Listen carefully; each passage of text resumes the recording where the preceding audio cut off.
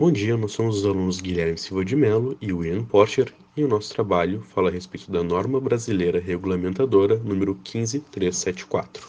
Essa norma tem por objetivo estabelecer procedimentos de ensaio e os correspondentes métodos de cálculo para a determinação de capacidade útil de refrigeração e coeficientes de eficácia para unidades de refrigeração do tipo monobloco frigorífico. Mas a definição do monobloco frigorífico é muito semelhante ao de um ar-condicionado. Também é um sistema, um circuito termodinâmico, onde nós contamos com dissipadores de calor, compressores, condensadores, bombas e evaporadores.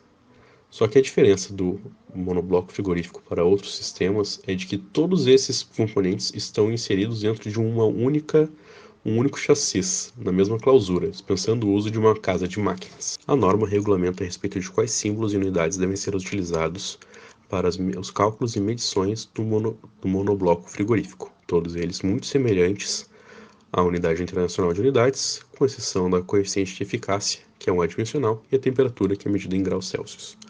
Todas as unidades de medida estão em conformidade com as normas ANSI 41.1 e 41.3.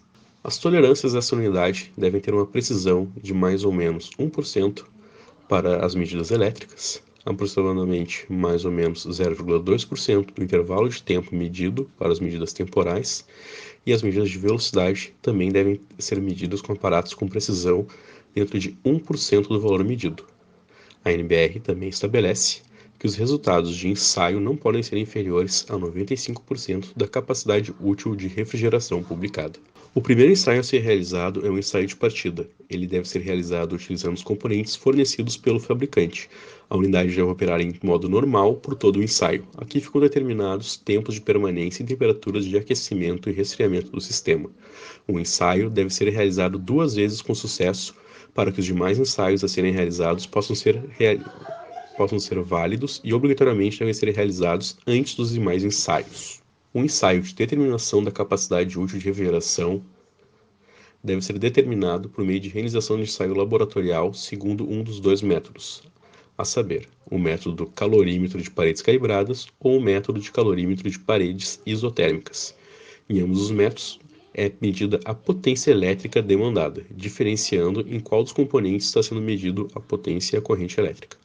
Para este caso, foi escolhido o método do calorímetro de paredes calibradas. Os ensaios devem ser conduzidos e seus resultados devem ser apresentados em conformidade com os valores padronizados dos parâmetros de classificação definidos na NBR 15374-1.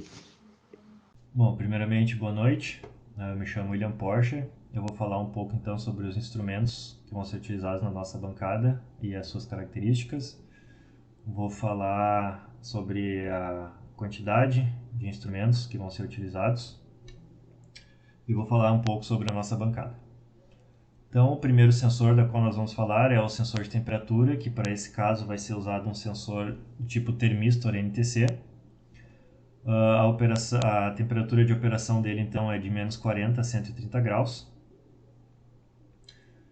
com exatidão de aproximadamente 0,1 graus Celsius. Aqui a gente não tem a precisão, foi um dado que nós não conseguimos encontrar. Então aqui na figura da esquerda nós temos o gráfico de como funciona o sensor NTC, né? Basicamente ele tem uma variação de resistência conforme a temperatura, e no caso do NTC essa resistência diminui conforme a temperatura aumenta. Para o sensor de pressão vai ser utilizado o sensor do tipo capacitivo. Na figura da esquerda então nós temos um esquema simples de como ele funciona, basicamente pela deformação do diafragma. Essa deformação ela vai gerar uma mudança na capacitância, e essa capacitância então vai ser lida como uma medição de pressão. Esse sensor então ele trabalha em pressões de até 40 bar. Para o sensor de velocidade, esse sensor vai ser utilizado para a medição da velocidade dos ventiladores, do evaporador e do condensador. Ele vai ser um sensor óptico infravermelho do tipo fita. A gente optou então por esse modelo porque achamos o mais simples de instalar. Esse aqui no caso ele ainda tem um potenciômetro para regular sensibilidade do sensor. Basicamente, então, ele funciona de forma que toda vez que uma marcação preta passa pelo infravermelho, esse sensor gera um sinal. E essa faixa preta mais larga, ela serve como uma referência para o sensor saber então a posição angular do eixo, né? Podendo assim calcular então a velocidade, a rotação. Aqui uma lista básica dos instrumentos que vão ser utilizados. A princípio, 30 sensores de temperatura. Na verdade, 33 sensores de temperatura. 6 no calorímetro para sua calibração. 8 para medição da temperatura externa, o ambiente. 8 para medição da temperatura de entrada no condensador. 8 para medição do ar de retorno e 3 para medição de temperatura no fluido refrigerante em pontos específicos. Esses pontos seriam então a entrada e a saída do compressor e a entrada do condensador. Sensores de pressão nós vamos ter 3, um para o controle da pressão dentro do invólucro, uma vez que o ensaio deve ser realizado em pressão atmosférica. 2 para medição da pressão na entrada e na saída do compressor, conforme a norma estabelece. Mais 2 sensores de rotação, então, para a medição da rotação dos ventiladores do condensador e do evaporador, assim como também a norma estabelece. Passando rapidamente então para o nosso esquema da bancada, ela vai ser constituída de todos os sensores que já foram mencionados. Ela é constituída também de um calorímetro de paredes calibradas, um invólucro, que então vai delimitar o ambiente, um tampão, que vai ser usado durante a fase de calibração do calorímetro, né, porque essa calibração ela não é feita com o monobloco instalado. Esse monobloco vai ser instalado depois da calibração para fazer os ensaios.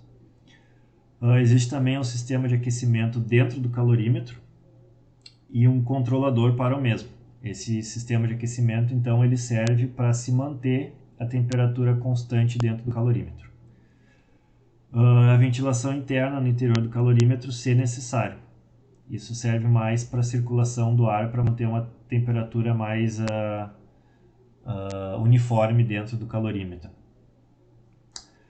É interessante apontar que esses ensaios eles devem ser feitos todos em regime permanente.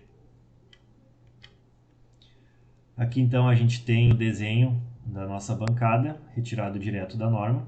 Essa aqui é a bancada de calorímetro de paredes calibradas. Então é possível ver o retângulo central, o calorímetro. Dentro dele a gente tem o sistema de aquecimento e o ventilador, ambos ligados no controle de potência. Provavelmente esse controle de potência vai acabar sendo feito por malha fechada, utilizando a medição dos sensores de temperatura. A gente tem o nosso monobloco instalado.